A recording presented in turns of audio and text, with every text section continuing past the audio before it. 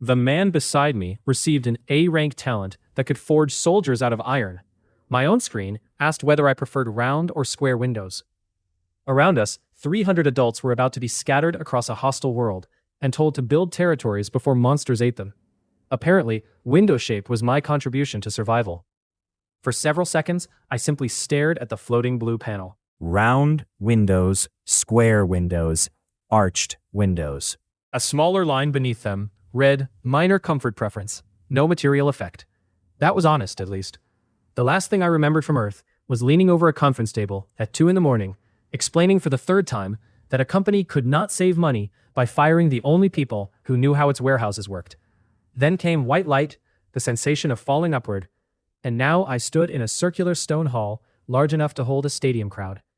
Every person around me looked between 18 and 40. Some cried, others shouted at the ceiling, or read their floating interfaces like lottery tickets.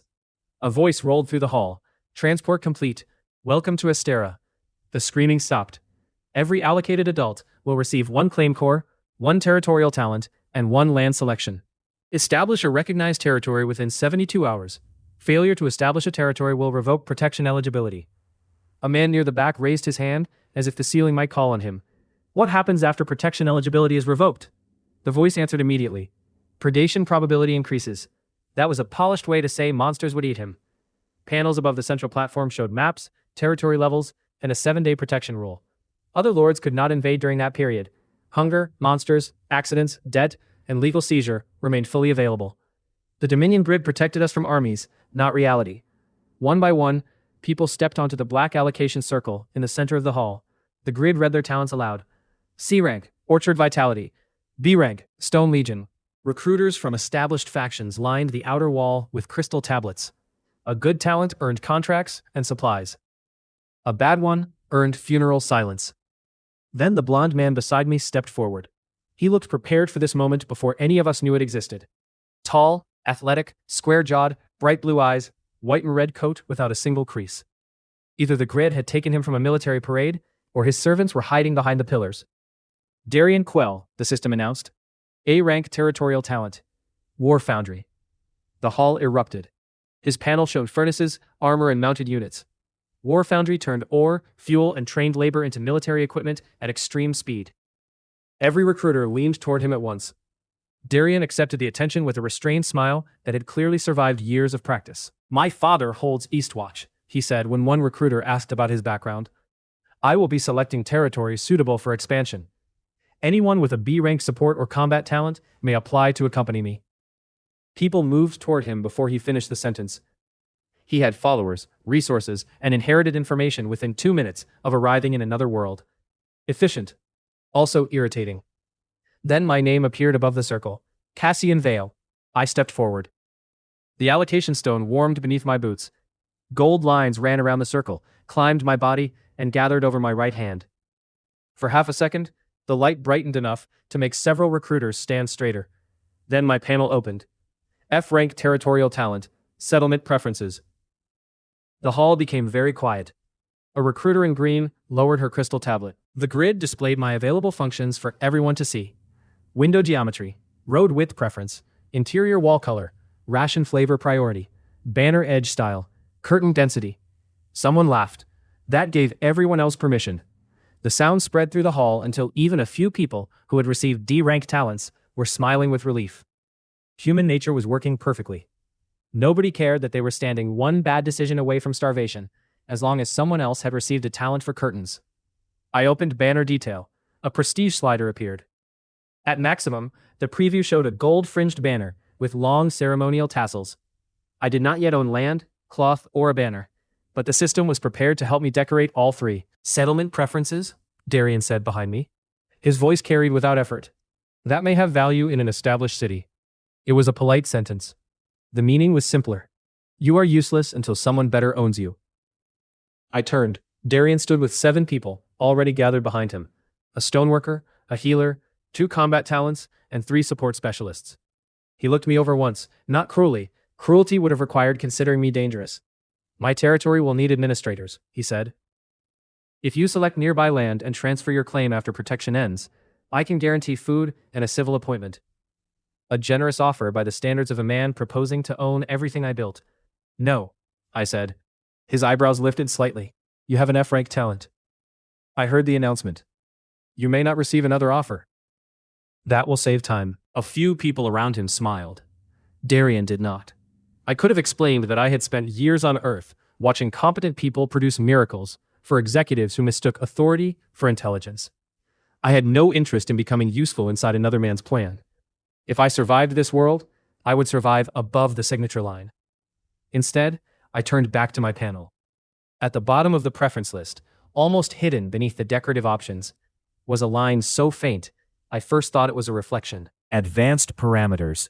Locked. That was more interesting than the laughter. Land selection opened immediately after allocation. Astera appeared beneath the glass floor as thousands of glowing hexes. Green meant farmland, blue water, gray stone and ore. Gold borders marked established powers. The best parcels vanished first. People with strong talents selected river valleys, defensible hills, and intact villages. Darian took a broad iron-rich plain 2 hexes east of an established road. His followers claimed parcels around him, forming a neat cluster, before anyone else had finished reading the regional warnings. Prepared, connected, and already thinking in borders. I disliked him slightly less for that. My own selection privileges were limited by my F-rank result. The grade offered neglected parcels, abandoned holdings, and land with active survival warnings. Most were exactly as bad as they looked. Another contained a sinkhole currently producing hostile sounds. A ruined village had already misplaced several claimants. Then I found Grayfen parcel. Current population 31. Recognized structures 2, both damaged. Water status restricted. Soil output low. Material output low. Total process loss 82%. Regional dependency, Orvan Malk Water Authority survival rating severe. Everyone else saw a dead swamp attached to a waterlord. I saw a contradiction. Grayfen had people, a mill, a toll house, an old canal branch, and a slate quarry. The parcel did not say nothing existed. It said 82% of useful output was being lost. Loss was not absence. It meant something entered the process and failed to reach the end. Rot, theft, bad tools, diverted water, or broken transport. I opened the parcel history. Grain production had fallen in stages, not all at once. Water access had become restricted.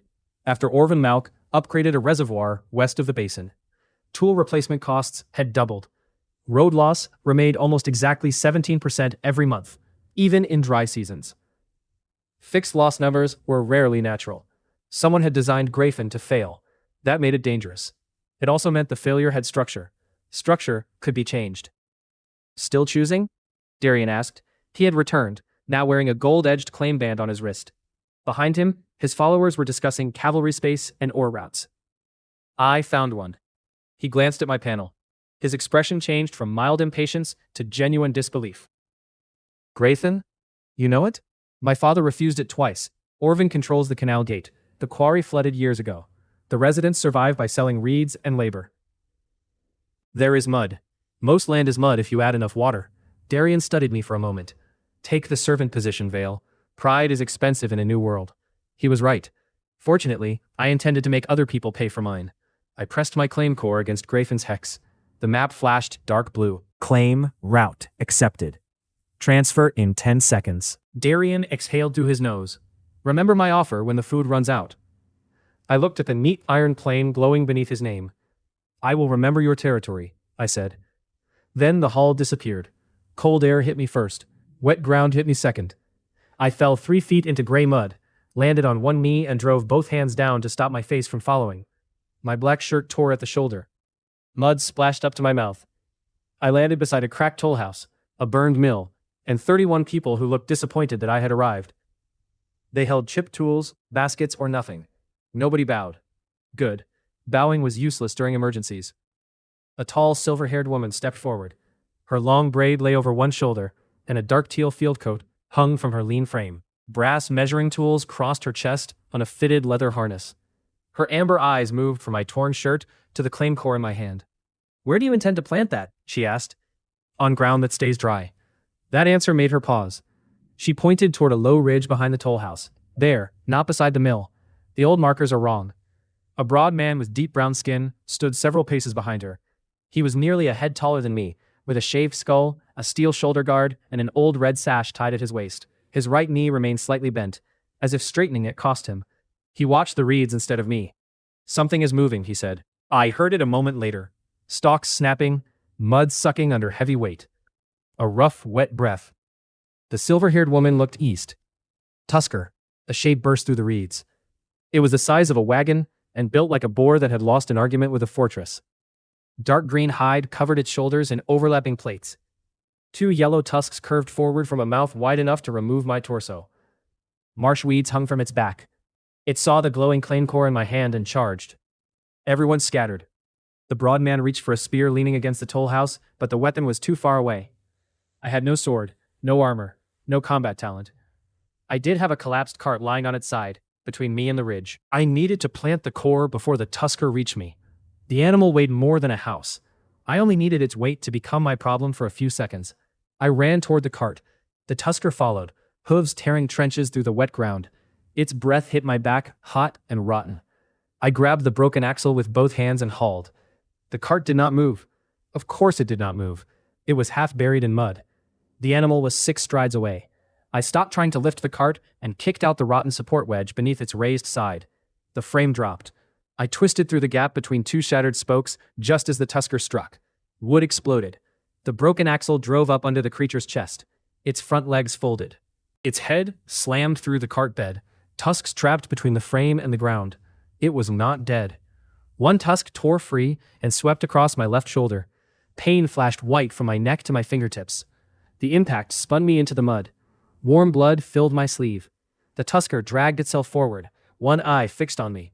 Then the broad man arrived. He had reached the spear. He planted his damaged leg, drove the point behind the tusker's jaw, and used his entire body to force it upward. The spearhead punched through the roof of the animal's mouth. Blood sprayed across his arms.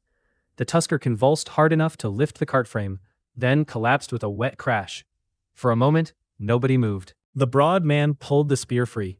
His breathing was controlled, but his bad knees shook. Bran Oric, he said. Cassian Vale.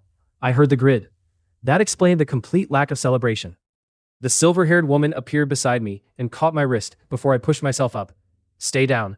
I need to plant the core. You need an arm attached when you do it.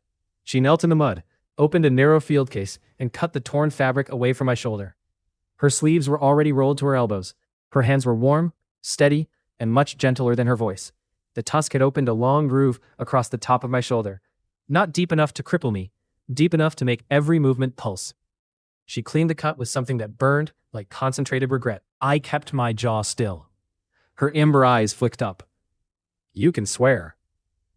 I am budgeting my breath. One corner of her mouth moved. Not quite a smile. She wrapped the bandage around my shoulder and upper chest, leaning close enough that her braid brushed my forearm. I noticed the narrow scar crossing her right collarbone, where her coat had fallen open at the throat. I also noticed that the residents were still waiting to see whether their new lord would bleed to death before accomplishing anything. Practical priorities returned. Your name? I asked. Lyra Saren. Is the ridge safe? For a core, yes. Not for heavy storage, unless you cut drainage first. I stood. My shoulder objected. I ignored it carefully, rather than dramatically. Bran lifted the tusker's head with one boot and looked toward the reeds. More blood will draw marsh moths by night. Can the carcass be butchered? Yes. Then we have meat and a deadline. The 31 residents watched me cross to the ridge. Some looked frightened. Most looked tired. They had probably seen other lords arrive with promises, make one bad choice, and disappear down the eastern road. I pressed the claymore into the driest patch of ground Lyra had marked. Blue light sank through the soil. The earth trembled. A boundary line spread outward in a rough hex, enclosing the toll house, burned mill, leaking well, and most of the reed huts. The light passed through people without harming them. It stopped just short of the old canal ditch. Meridian territory established. Level 1. Population 32. Protection 6 days, 23 hours, 59 minutes. Food stability at current loss, 3 days. 3 days. 32 people. 1 dead tusker. 1 burned mill. And somewhere inside a talent for curtain density, a locked menu. I looked over my territory for the first time. It was wet, hungry, damaged, and strategically strangled. It was also mine. The locked menu opened after sunset. I was alone in the toll house, sitting at a table that leaned hard enough to qualify as a slope. Rain tapped through 3 holes in the roof. My bed was a straw pallet in the corner.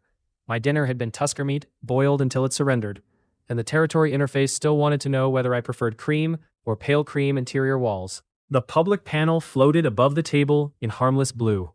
Prestige, ornament, symmetry, banner detail, and ration variety were consuming something called my calibration budget. I had 100 units. 45 of them were funding prestige, decorative consistency, and banner movement in low wind. My people had 3 days of food, but the future flag was prepared for a gentle breeze. I dragged banner detail to 0. The preview lost its gold fringe.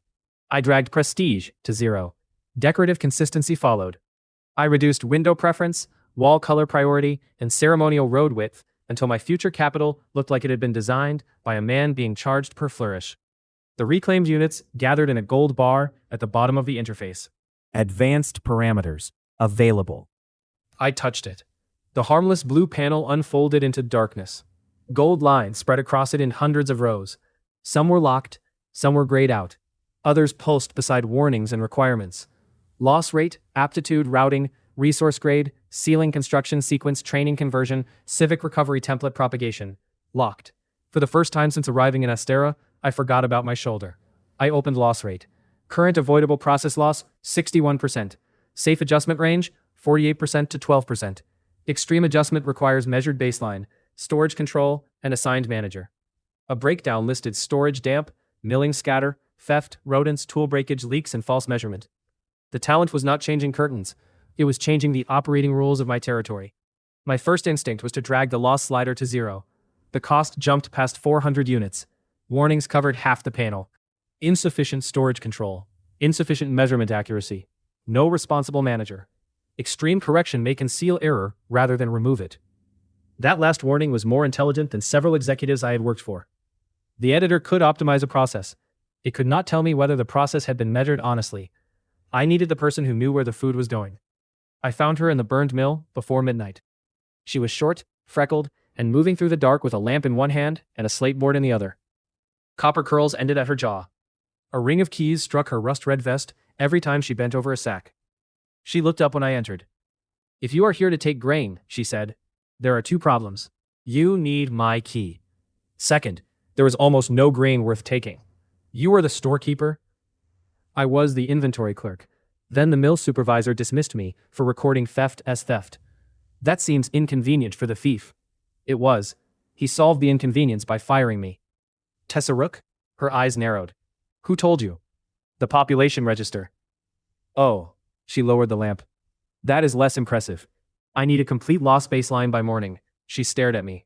"Not an estimate," I continued. "Everything harvested, everything spoiled, everything milled, everything eaten, and everything missing." "Why?" "Because the territory is not starving from low production. It is starving because most of what it produces disappears before anyone uses it." Her expression went still. I had seen that look before. It belonged to people who had spent years explaining a problem and had finally heard someone state it back without calling them difficult. Tessa set down the lamp. 61 sacks came in after the last harvest, she said. 24 remained usable. 9 were recorded as damp. 6 went to milling loss. 4 were rat damage. 8 were Lord's levy. 14 vanished between weigh-in and storage. That totals more than 61. Yes. So the records are false. All 3 versions. There were 3 versions. I smiled despite myself. Show me. We spent the night emptying the store. Every sack came out. Every jar opened. Every shelf was inspected. Tessa woke 6 residents who had worked the mill and gave them jobs before I could ask. Nessa, a quiet woman with scarred knuckles, sealed every sound jar she could find. Harl repaired the broken shutter, while 2 others scrubbed mold from the floor. Another pair brought flat stones to raise the sacks above the damp boards. The old measuring scoop was smaller than the standard mark carved into its handle. Anyone paying grain into the store gave a full measure. Anyone receiving grain got less. Tessa held the scoop up beneath my lamp. This is where some of it went. Who controlled it? The former supervisor. He left when the last lord did. Did he leave east? Yes. Toward Orvin? Yes. 1 fixed 17% road loss. 1 false scoop. A restricted canal. Orvin's influence was becoming less subtle with every hour. By dawn, Tessa had a baseline. The residents had sealed the worst wall cracks with clay. Lifted the grain, cleaned the mill channel, and replaced the false scoop with a marked jar checked against the claim core standard measure. Only then did I open the realm editor. Responsible manager detected. Tessa Rook, measurement confidence 93%. Storage control, minimum safe standard. I spent 47 calibration units. The loss rate slider moved from 61% to 8.4. Nothing multiplied. No mountain of grain appeared. No golden sacks fell from the ceiling. The existing food remained exactly where it was. The changes were smaller and much more useful. The repaired shutters settled into their frames instead of rattling loose. The clay seals hardened evenly. The millstones aligned by a fraction, enough that flour stopped spraying from the side. Tessa's storage labels gained faint core marks that made unrecorded removal visible. The cracked water trough stopped leaking where the residents had already packed it with resin. The system did not create anything. It stopped our work from dissolving after we did it. Tessa recalculated twice. Then a third time. She looked at the same pile of grain that had frightened everyone the night before. At the old rate, spoilage, leakage, and theft would leave us 3 days of usable rations. And now? 23. 26 if I reduced portions during heavy rain. A man near the door heard her and immediately accused her of hiding grain. Tessa did not argue. She carried the slate outside, hung it on the toll house wall, and read every number aloud. Harvested, spoiled, stolen, remaining, daily ration. People crowded around it. The accusation died because the numbers were visible and the sacks were still in the room. I had not produced food. I had sacrificed banner tassels and made theft mathematically difficult. Apparently, that was enough to save 32 lives. They did not trust me yet, but several residents stopped watching the eastern road. We used the next day to repair the well. Lyra found that the stone lining had shifted, and half the drawn water drained back into the mud before reaching the buckets. Bran braced the wall. Tessa counted rope and resin. I moved a small local setting from visual symmetry into water handling loss. The repair worked so well that the next draw filled the trough faster than the bucket line expected. Water spilled over the edge and flooded both my boots. Harl laughed so hard he had to brace himself against the well frame. Lyra looked down at the water around my ankles. Maximum output and prepared drainage are different problems. I had reached that conclusion. She walked away before I could answer. By the end of the day, Grayfen had drinkable water, stable food, and no idea who should do what. The population register listed 18 people as general laborers. That category included a reed cutter with hands like a mason, a mill worker who flinched whenever anyone raised a voice, an elderly midwife, 3 fishermen, 2 injured quarry workers, and a man who insisted his only useful skill was carrying heavy objects without asking why. The Realm Editor offered a solution. Aptitude routing current assignment loss, 73%, requirement, calibration arc function. Identifies strongest usable paths, does not compel acceptance. The arc required stone, bone, iron pins, and 31 units I did not have. I reclaimed points from ration variety, road width preference, and every remaining form of visual prestige. The grid warned that Meridian's ceremonial appearance would fall below regional expectations. I accepted the risk. We built the arch in front of the toll house from salvaged foundation blocks and polished Tusker bone. The residents did most of the work. I used construction sequence to arrange the tasks so the stonecutters were never waiting on the carpenters, and the carpenters were never waiting on iron pins. The interface did not make them faster. It stopped 6 people from standing beside a hole, while 1 person searched for the tool that should have arrived first. When the final crosspiece locked into place, gold lines ran through the dark stone. No one volunteered to enter. The arch stood twice my height, empty and silent. People gathered around it as though I had erected a mouth. What does it do? It reads aptitude and recommends work. Recommendations from whom? Lyra asked. The territory. That answer will not comfort anyone. It recommends, I repeated. It does not order. A woman in the crowd folded her arms. And if it says I am worthless? It does not measure worth. Lords always say that before measuring worth. Fair. Tessa shoved her slate into Bran's hands and stepped forward. Test me. Bran caught the board awkwardly. You do not have to. Yes, I do. If it kills me, burn the Lord's grain ledger before he can change the numbers. I would prefer you not establish that policy, I said. She walked through the arch. Gold light scanned from her boots to her copper curls. 3 paths unfolded above her head. Logistics coordination, S. Fraud detection, S. Ration design, A. The crowd stared. Tessa stared harder. The first S-grade aptitude discovered in my territory belonged to a woman whose previous supervisors had fired her for organizing jars too aggressively. She turned slowly toward me. Does this mean I control the stores? It means you are qualified. That was not my question. We will discuss authority after the tests. She accepted that with visible reluctance. Defensive command. A training instruction. A casualty control. S. His face did not change, but the hand holding Tessa's slate tightened. Lyra entered after him. Hydrology. S. Terrain synchronization. S. Survey verification. A. The arch lit her silver white hair gold at the edges. For a moment, she looked less like a punished provincial worker and more like the kind of person kingdoms should have competed to employ. Her eyes stayed on me. You knew? She asked. I suspected you were competent. That is not the same. No, this is more convenient. Residents began lining up. The anxious mill worker received exceptional shield timing and fine tool control. The elderly midwife had rare sanitation aptitude and a strong healing support path. A fisherman turned out to have high iron smelting potential, despite never having seen a forge. Then the reed cutter entered. Masonry. A structural fitting. A reed harvest. C. People cheered. We needed walls. A high-potential mason was exactly what the territory lacked. The man did not cheer. I do not want to cut stone, he said. The crowd quieted. Why? I asked. My father cut stone. Dust took his lungs.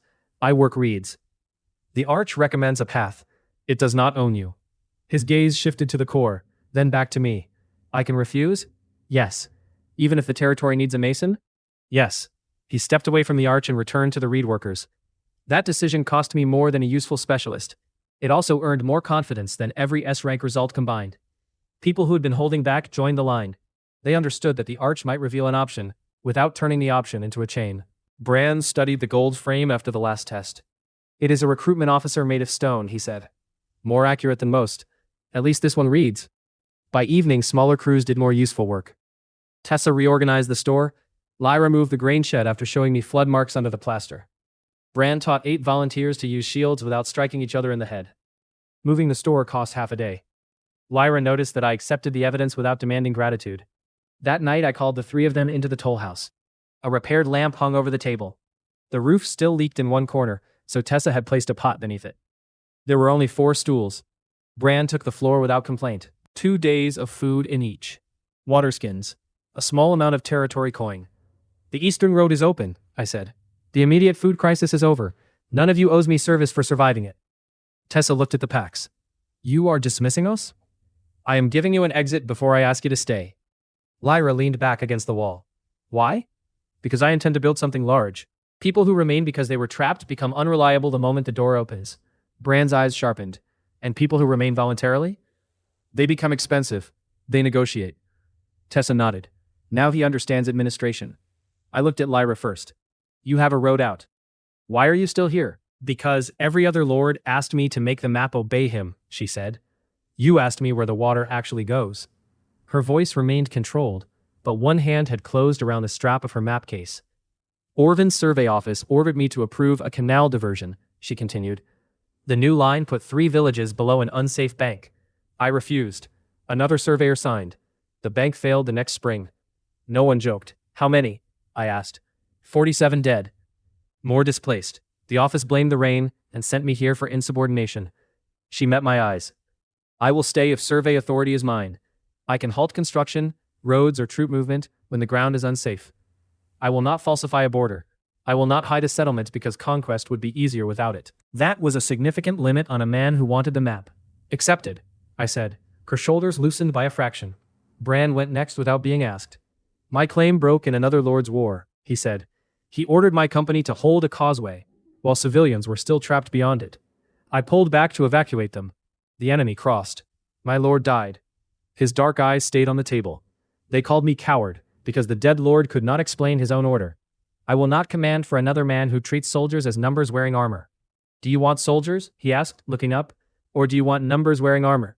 Soldiers. Then give me written authority to halt training or an attack, if the cost is being hidden. No civilian bait. No children. No casualty assumptions you forget to mention. Accepted. If I stop you in front of the troops, I will answer in front of the troops. That one hurt more. I accepted it anyway. Tessa tapped one finger on the travel pack. You finished the audit, I said. Why not leave? Because you were angry that food vanished, she said. Every other lord was angry that I wrote it down. She placed a small, copied ledger on the table. Page after page showed Orvin's fixed road losses, missing grain, and supervisor signatures. One set of books, she said. Not an officer ledger, a public ledger, and a third one hidden under both. No one removes stock without an entry, including you. In an emergency, take what you need and sign afterward. You intend to audit your lord? I intend to keep him fed long enough to become unbearable. Accepted. The territory core pulsed in the next room. 3 contract panels appeared. Lyra's survey veto, Brand's safety authority, Tessa's store control. Authority gained. Voluntary compact stability. Permanent. The gain was larger than the authority I had received for killing the Tusker. The grid gave more permanent authority for voluntary service than for fear. People who chose the compact would keep working when I was not standing over them. Youthful, also inconvenient for absolute rule. We need a name, Tessa said. Grafen works, Bram replied. Grafen is the parcel name, Lyra said. It was assigned by the same office that altered the maps. I looked at the survey lines spread across the table. One long north-south measurement cut through the region, connecting watermarks, roads, and boundary stones. Meridian, I said. For the territory? Bran asked. For the faction. Lyra's gaze narrowed. Faction implies more than one territory. Yes. You have one. For now. Tessa sighed. What comes after Meridian? Dominion, I said. Bran folded his arms. Tessa pointed at the food ledger. You currently rule 1 burned mill. I considered the room. 1 leaking roof, 4 stools, a pot catching rain. Compact, Lyra said. If these terms matter, call it what it is. The Meridian Compact. I liked the sound. A compact was an agreement. A meridian crossed the entire map. We ate together after signing. Tusker stew, coarse bread, and clean water. Bran took a portion large enough to create an immediate accounting dispute. Tessa reduced it by 1 ladle. Lyra unfolded a map beside her bowl. I sat in my newly repaired black coat, fitted high at the collar by one of the residents from cloth found in the toll house chest. Thin silver seams ran along the shoulders and cuffs. It was the first thing I owned in Astera that looked intentional. Outside, the mill turned without grinding itself apart. The well crew laughed as clean water filled the trough. Recruits finished evening stretches under Bran's supervision. The store key rested beside Tessa's bowl. 3 days earlier, Grafen had been waiting to die. Now it had food, work, terms, and 3 people authorized to tell me no. My empire had developed brakes before it had a road. Annoying. Probably necessary. The next bottleneck was stone. Food bought time. Time without defenses merely allowed an enemy to arrive after we had eaten properly. Grafen's old quarry lay 2 miles north, beyond a drowned track and a line of black willow trees. According to the territory record, it contained flood-glass slate and iron sand. According to Lyra, the last cutting crew had lost control of it when burrowing monsters broke through the lower terraces. According to Tessa, Orvin still charged Grafen a material fee for a quarry nobody could enter. I was beginning to admire the completeness of his theft. Lyra and I surveyed the site in hard rain. Floodglass quarry descended in 5 broad terraces cut into dark stone. Black water filled the bottom 3. Narrow ramps connected each level. Cutting sheds leaned against the walls. Some collapsed, one still sealed. Pale ridges moved beneath the water whenever our lamps passed over it. Glassback burrowers, Lyra said. 30, perhaps 40. How do you know? Shell tracks, feeding marks, air holes, and the large gouges? Her amber eyes followed them to the central cut. Rain ran from her silver braid as we measured the drainage gates, marked stable ledges, and returned to the mill, soaked through. The loft had become our map room because it was the only place with a floor large enough to hold Lyra's sheets, and a roof that leaked mostly at the edges. She removed her wet coat and hung it from a beam. Practical linen and leather remained beneath, fitted close from the rain. I looked once, noticed more than was operationally necessary, and gave her my dry outer coat. You will need it, she said. I will be beside the fire. You intend to stand over the map for the next hour? I can be cold strategically. That is not a skill. It was too broad at the shoulders, and reached farther down her legs than her own. The silver seams caught the lamplight. We leaned over the quarry map together, our shoulders touching whenever she shifted a marker. She smelled faintly of rain, leather, and the sharp mineral powder she used on survey lines. The western ramp is the only approach wide enough for shields, I said. It is also fractured here. Her finger touched a pale mark. Too much weight and the lower section drops. We drained the first terrace, The burrowers leave the water, meet Bran on the ramp, and die in a narrow channel. What forces them to leave? Noise. We put civilians on the upper ledge with hammers. He climbed into the loft, favoring his right knee. Tessa followed with a slate, and the expression of someone arriving to stop us from spending things. Bran looked at the map. Untrained civilians do not become bait because the plan calls them noise. They would be above the channel. They would be close enough for the plan to use their fear. The room went quiet. He had negotiated the right to stop me. Now he was using it. Then we use suspended iron plates and rope, I said.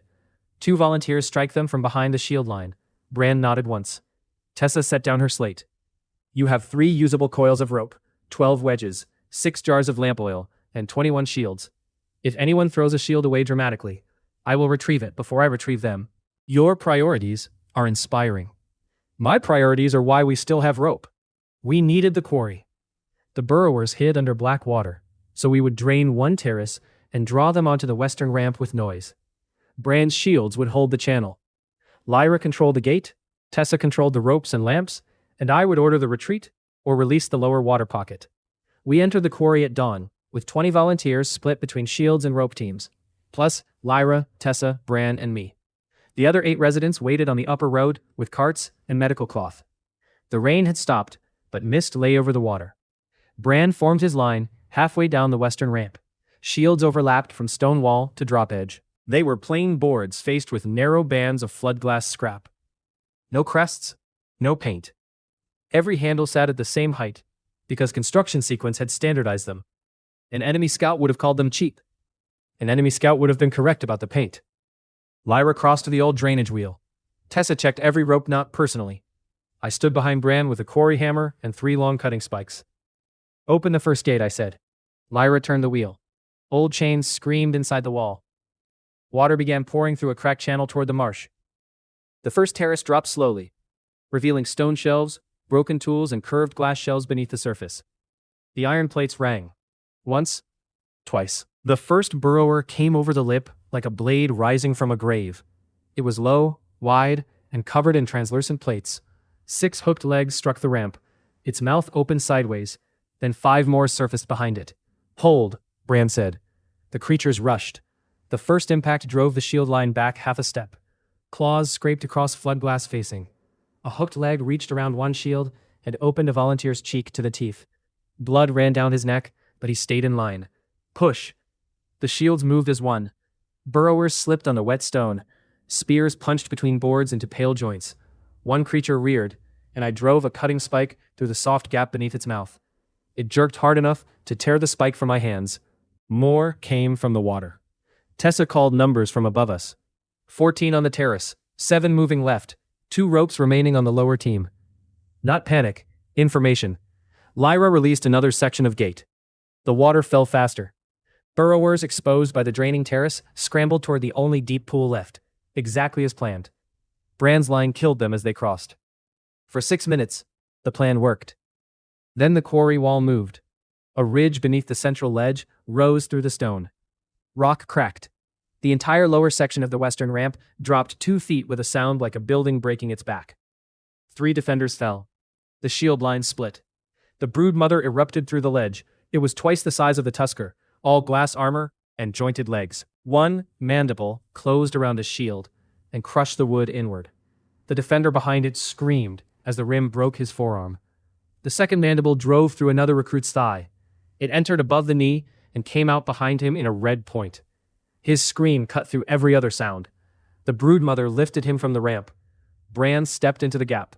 He caught the creature's head on his steel shoulder guard and jammed his shield beneath the impaled man's body to take the weight. His bad knee folded, bone struck stone. Line on me, he roared. The defenders closed around him. Our kill channel was gone. The lower ramp had collapsed. The broodmother blocked the center, and burrowers were climbing from both sides. Retreat would leave the impaled recruit and trap the people in the sealed cutting shed. I saw faces behind a narrow upper window now. Workers, more than 30 of them, pounding silently against the glass. Lyra grabbed my arm. There is a sealed water pocket behind the east wall. How much? Enough to sweep the central cut. Us with it? Yes. Can you direct it? Not precisely. The broodmother twisted. The recruit screamed again as the mandible tore wider through his leg. Do it. Lyra did not wait for a second order. She ran along the upper ledge, drove a brass survey spike into a hairline crack, and pressed both palms to the stone.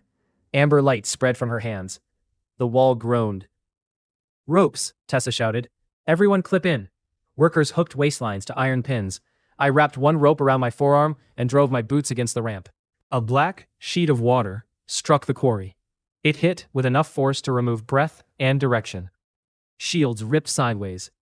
Bodies slammed into stone. My rope cut into my arm as the surge lifted me off my feet.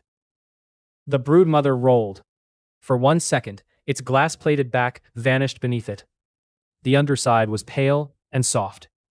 Bran saw it too. He anchored one arm around the impaled recruit, planted his good leg, and forced the creature's head down. Vale, I pulled myself along the rope, through waist-deep water.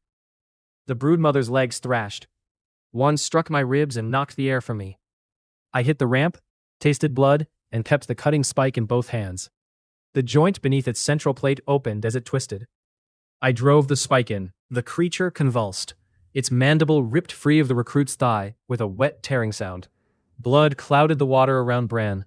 I put my shoulder behind the spike. Pain tore across the half-healed tusk wound. I pushed until the iron point struck stone beneath the creature. The broodmother shuddered once. Then its weight collapsed over me.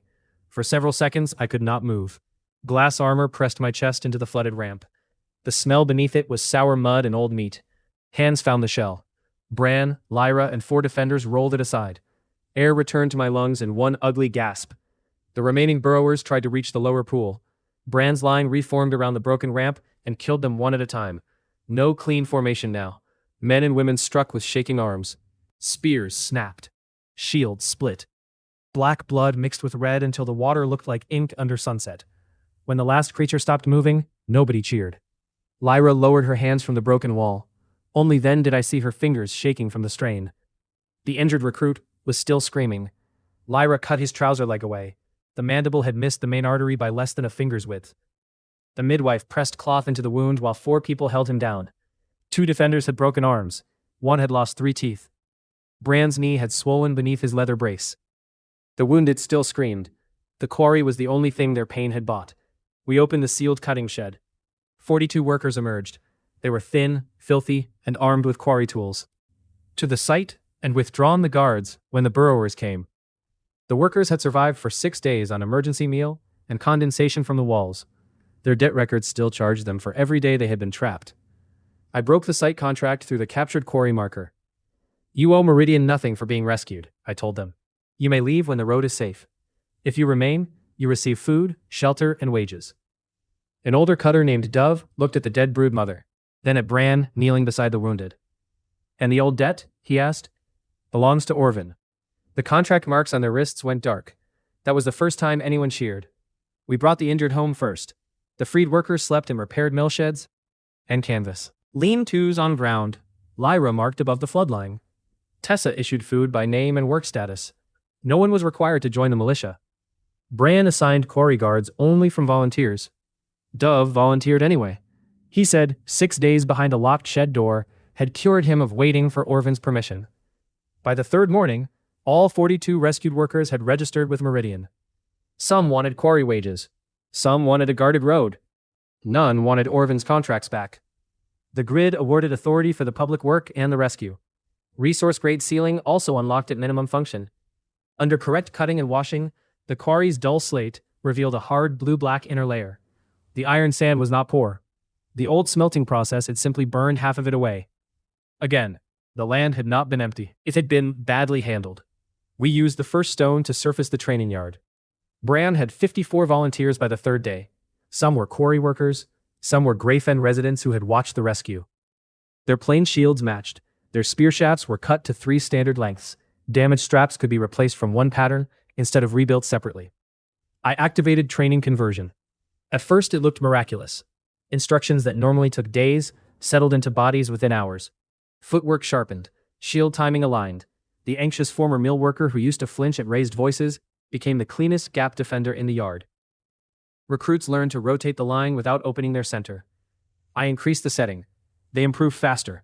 I increased it again. By afternoon, Bran's volunteers moved like soldiers who had trained for months. Then, one collapsed. A woman stepped backward during rotation. Her calf seized and she hit the stone. Another recruit could not close his hand around a spear. 2 more had swelling along the tendons above their ankles. "Stop," Brand shouted. The yard froze. "We have 3 hours left in the cycle," I said. "We have 4 damaged recruits. The interface shows no skill instability." "I am not talking about skill." He walked to the center of the yard and faced me in front of everyone. "Their minds learned faster than their flesh adapted. Training ends now." The lost hours appeared in my head immediately. Orvin had received word about the quarry. Our protection had less than 2 days remaining. Every delay narrowed the margin. The muscle beneath her skin jumped uncontrollably. The others stood perfectly in formation, while breathing like hunted animals. I had optimized instruction and ignored recovery. The setting produced faster results. It was also tearing apart the people I needed to defend the territory. "Training ends," I said. "Tessa, increase protein and salt. Lyra, convert the old wash shed into recovery space. Bran, set the cycle limit. I will lower conversion until you approve it." Bran held my gaze for another second. Then he turned to the recruits. "You heard the Lord. Sit down before competence removes your ability to walk." I opened the editor and searched every menu. There was a learn faster setting. There was no needs are optional setting. Civic recovery, nutrition, and stage loading became part of the training template. That evening, Bran came to the toll house with his red sash folded over one arm. "You honored the halt," he said. "I signed the authority. Men sign many things when the room is warm." He tied the sash over his steel shoulder guard. "I will take captaincy, if the offer remains." "It remains." He clasped my forearm. The Meridian Compact had an army. More importantly, it had a captain willing to stop me before I trained my own army into the infirmary. Orvin's collectors arrived the following morning. 6 mounted men stopped outside the calibration arch, wearing blue coats, polished breastplates, and the relaxed expressions of people who had never needed permission to enter Grafen. Their leader produced a crystal contract. "Lord Orvin Malk extends protection to Meridian," he announced. 70% territorial tithe, water administration rights, road supervision, and permanent garrison access. In return, your residents will be protected from monsters and unlawful aggression. Behind him, 2 of his men looked at our plain shields and unpainted spear racks with open amusement. They saw poverty. They did not see that every shield used the same straps, every spear fit the same wall bracket, and every damaged piece could be repaired from one pattern. "What protection have you provided so far?" I asked. The collector frowned. "The contract grants future protection." "So the previous grain disappeared under a separate service?" Tessa stepped out of the storehouse carrying her copied ledgers. 17% road loss, she said. "Every month. Same number in rain, frost, and drought." Orvin charged Grafen for guarding grain his own way stations removed. The lead collector's gaze hardened. "Tessa Rook. Lord Orvin offers amnesty if you return the stolen records and submit for questioning." "They are copies," she said. "You still have the stolen originals." One of the riders dismounted and reached for her. Unauthorized arrest attempt. No valid warrant. Core law denies custody transfer. His hand stopped inches from Tessa's arm, as though the air had become stone. He drew a knife with the other hand. Bran caught his wrist, turned it, and drove him face first into the calibration arch. 2 teeth struck the stone and dropped at his boots. The lead collector raised his contract. "Assaulting an officer of Drybank is cause for seizure. Attempting an unlawful arrest inside a protected core is cause for disarmament," I said. "Your man may keep the teeth if Tessa records the withdrawal." Tessa opened her ledger. "Dental loss. 2 units. Cause, poor judgment." Lyra stepped beside me. "Tell Orvin we know the public canal charter still exists." The collector's face changed. Orvin was not merely charging too much for water. He had diverted a public channel into his private reservoir and relied on the original charter remaining buried. I gave the collector my answer. "Open the canal gate and cancel the false protection claim. If he refuses, I challenge Drybank's right to hold the waterworks." "You have 54 farmers with boards. I have 54 defenders with standardized boards." He looked at the arch, the repaired mill, and the quarry carts rolling through the gate. His confidence returned slowly, as if he had decided visible progress was still too small to matter. "Drybank will collect this territory tomorrow." They rode east. Bran watched them go. "We can hold Meridian." "For one attack," I said. "And after?" "Orvin closes the water. He sends another force. Then another. We spend every week defending the same shortage." Drybank controlled our water. As long as Orvin held the gate, he could keep sending soldiers and shortages until Meridian broke. Repelling one levy would change nothing. We had to take the outpost.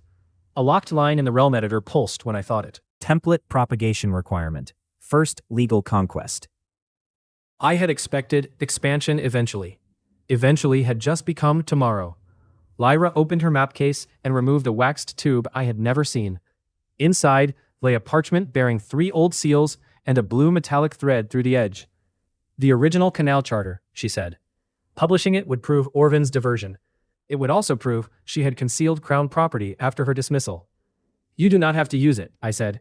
If we do not, he calls this theft. It will end any path back to provincial service. That path ended under 47 bodies. She placed the charter in my hand. I am choosing where I stand. We prepared through the night. Drybank Outpost stood east of Meridian, beyond a raised stone bridge over the half-dry canal. The bridge was narrow enough for 6 shields. Reed flats spread south toward our civilian huts. An old spillway lay north, clogged but functional. Drybank's core sat inside a square gatehouse beyond the far end of the bridge. Bran placed 36 defenders at the western choke and kept 18 with me as reserve. Engineers built flat caltrop boards sized to the reed paths. Lyra took 6 workers to the spillway. Scouts watched the southern flats from the survey tower. Tessa controlled arrows, food, and the infirmary. She also cut my ration and Bran's before touching the civilian issue. You could have told me, I said. You gave me store authority. I did. You looked busy. That was the full discussion. Meridian's 7-day protection expired shortly before dawn. The monster surge began less than an hour later. Howls moved through the reeds. Dark shapes crossed the marsh in groups. Long-backed marsh hounds, 2 smaller tuskers, and pale things that crawled with too many elbows. The territory alarm counted more than 300 hostile creatures converging through the basin. Then Drybank's levy appeared on the eastern road. Monsters in front, Orvin's soldiers behind them, civilians between both threats. We had to keep our people alive and take the waterworks before Orvin could repeat the attack.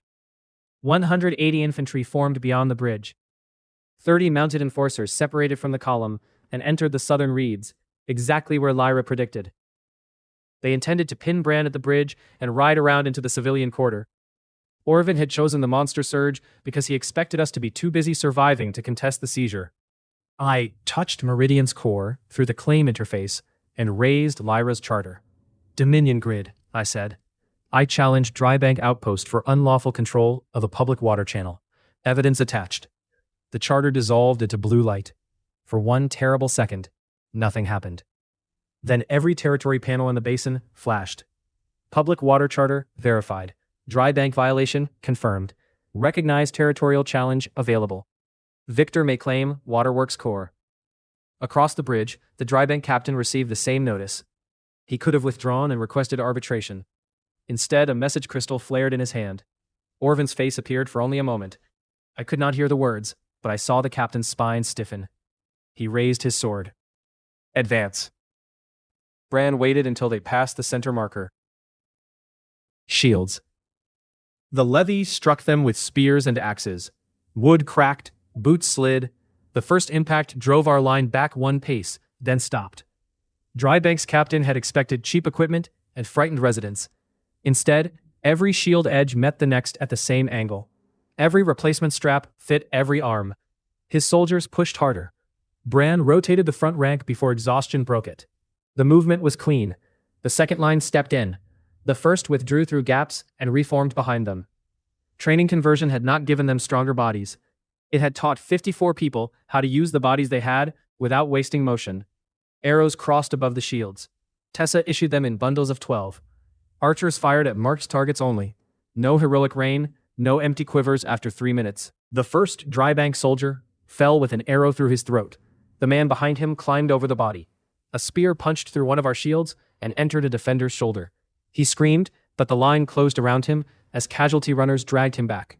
Then the monsters hit both formations. A marshhound came over the bridge rail beside Harl. He drove his spear into its chest, but a second hound caught him behind the knee and pulled. His head struck the stone. The shield line could not open without collapsing, and the creatures dragged him beneath the rail before the runners could reach him. There was no time to stop. More hounds burst into Drybank's rear ranks. Marshhounds burst from beneath the bridge and tore into the levee's rear. Orders collided. The captain forced them forward anyway, using the bridge as a funnel toward us while his back ranks fought the surge. Bodies began to pile between the two shield walls. "Push over them," he shouted. His front rank obeyed. A drybank axe hooked the top of one shield and tore downward. The defender behind it tried to hold the rim. The blade took 3 of his fingers. They landed in the mud at his feet. He stared once, made a sound too small for the wound, and collapsed behind the line. Bran stepped into his place. Hold! The bridge became 6 yards of splintered wood, iron, and blood. Spears entered bodies at arm's length. Men slipped on people they had known. Breath came in grunts because there was no room for full lungs. A scout horn sounded from the south. 3 short notes. Cavalry in the reed flats. I looked toward Lyra's spillway position. Our plan had been to let the riders reach the caltrop boards, close the path behind them with water, then trap the entire unit against the canal. The scouts signaled again. The cavalry had changed direction. They were not aiming for our reserve. They were riding straight toward the civilian huts. Children and injured quarry workers were sheltering there because the mill infirmary could not hold everyone. I reached for the signal flag. The spillway opened before I raised it. Lyra had seen the same thing. Water thundered through the northern gate. The half-dry canal filled in seconds, overflowed the southern bank, and raced across the reed flats. Horses screamed as mud became current beneath them. The front riders struck our caltrop boards. Iron points punched through hooves. Animals fell, throwing armored men into brown water. The flood reached the civilian quarters' outer embankment and diverted around the huts. It also tore through every seed plot we had planted beside the canal. Our planned encirclement vanished with the crop. The cavalry was isolated, but the bridge approach on their side remained open. We could no longer trap the full levy. Lyra had saved the civilians and ruined my cleanest victory. She had made the correct decision. I raised the reserve flag. "New plan," I said. "We break the bridge line and take the core before the cavalry regroups. Engineers, plank the damaged section. Reserve with me." His face was gray with effort. His damaged knee shook beneath him. 3 rotations, he called. Then I push. He did not ask permission. Tessa's runners brought fresh shields. The anxious former mill worker took the front position beside Bran. Months of fear had not disappeared. He was terrified now. His hands shook until the shield touched the line. Then his timing became exact. The first enemy spear struck. He turned it aside and opened a gap for Bran's counterthrust. 1 rotation. 2. On the 3rd, Bran drove forward. Our shield wall hit the levee like a closing gate. The reserve entered behind it in 2 files. Engineers dropped standardized plank sections over the broken bridge edge. The pieces locked because every pin and notch had been cut to 1 measure. A marshhound leaped from beneath the rail. I caught it on my shield. Its jaws closed over the rim, teeth punching through wood. I drove my short sword under its ribs and felt the blades scrape bone. The animal's weight dragged me to 1 knee. A reserve spearman finished it and pulled me up. Ahead, Bran's knee finally failed. He dropped hard. The line bent around him. The former mill worker stepped into his place without being ordered. Then another defender covered Bran's retreat. The line held because another trained defender stepped in whenever someone fell. We were no longer depending on one hero to hold everything. We reached the far gate. Drybank's captain had withdrawn with 20 soldiers to defend the core. He wore polished blue plate and carried a curved saber. Behind him, civilians crowded against the outpost walls, expecting whichever side won to loot them. "Yield the core," I said. "The water violation is confirmed. Your soldiers receive safe conduct if they drop weapons." The captain looked past me at Bran being carried from the bridge and at the blood covering our plain armor. "You are a preference lord with peasants." "Yes." His face tightened. Losing to me offended him more than the dying around us. He ordered the charge. The gate fight lasted less than 2 minutes and felt longer than the entire bridge. There was no formation inside the narrow yard. Men struck at faces, knees, and hands. Dove shoved a younger defender out of a spear's path and took the point through his own stomach. He folded around the shaft without a sound. Nessa cracked an attacker's knee with the rim of her shield. His axe came down as he fell. The blade entered the side of her neck before the next defender pinned him against the wall. The captain came for me. His saber was faster than I expected.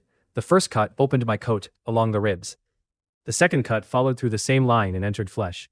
Heat spread down my side. I stepped inside his 3rd swing and struck his sword arm with my shield. Bone cracked at the wrist, but he kept hold of the weapon. He slammed his forehead into my face. Light burst behind my eyes. We hit the ground together. He was heavier. His broken wrist trapped between us, saber still moving in short, desperate cuts. One sliced my hip. I caught his forearm with both hands. He tried to bite my throat. There are elegant duels in songs. This was two exhausted men in blood and mud, trying to make the other stop breathing. My hand found a broken spear beneath the body. I drove the jagged shaft under his breastplate. It entered below the ribs. His breath stopped with a wet click. He looked down, then back at me, still trying to lift the saber. I pushed once more. The point reached his heart. His weight settled across my legs. I rolled him aside and forced myself upright. The core was 20 paces away. If I stayed in the mud, his death changed nothing. The remaining drybank soldiers saw their captain dead. "Drop them," I said. This time they did. Drybank's core floated above a stone basin. Blue light bound in chains of gold contract script. I put my blood-covered hand against it. Claim. The chains broke. For 1 second, the world became silent. Then, the grid answered. Drybank outpost conquered. Legal claim recognized. Template propagation unlocked. Gold lines flowed from my hand into the core. They spread through the gatehouse floor, crossed the bridge, entered the canal stones, and ran beneath every store, well and road in both territories. The realm editor opened by itself. Global Meridian template available. Select active parameters. Loss rate, aptitude routing, construction sequence, civic recovery. I selected the safe standards we had already tested. The result moved through Drybank like sunrise under the ground. Nothing appeared from nowhere. The territories simply began honoring the work people had already done. A leaking canal joint stabilized where workers had packed it with clay, but lacked pressure control. Storehouse measures flashed red when their carved marks failed the core standard. Inventory lines appeared over doors and bins.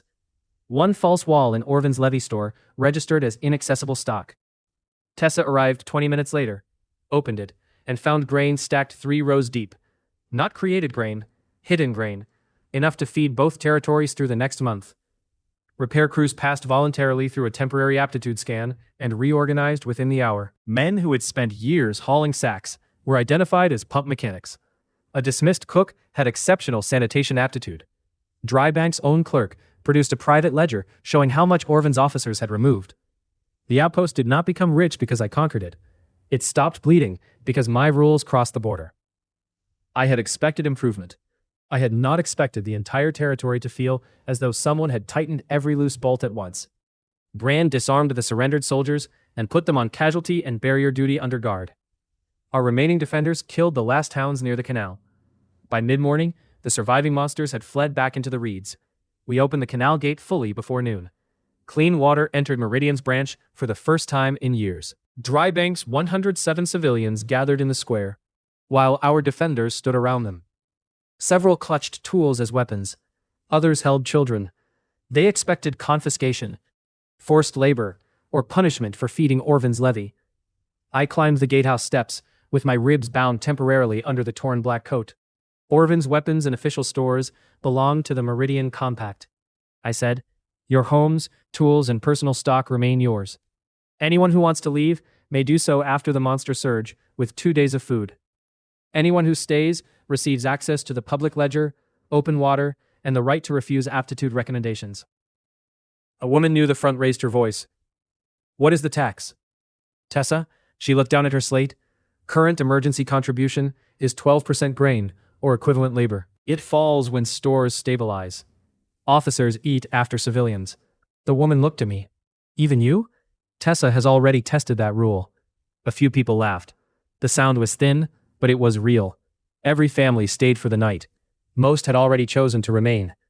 By evening, after the 3 deaths were removed from the register, the Meridian Compact held 2 recognized territories and 178 residents. We also held 1 usable cooking pot, large enough for the founder's meal. Tessa informed me of both facts in the same tone. The victory cost 3 defenders. Nessa had sealed the first grain jars in the mill. Dov had walked out of the quarry shed and chosen to fight beside the people who freed him.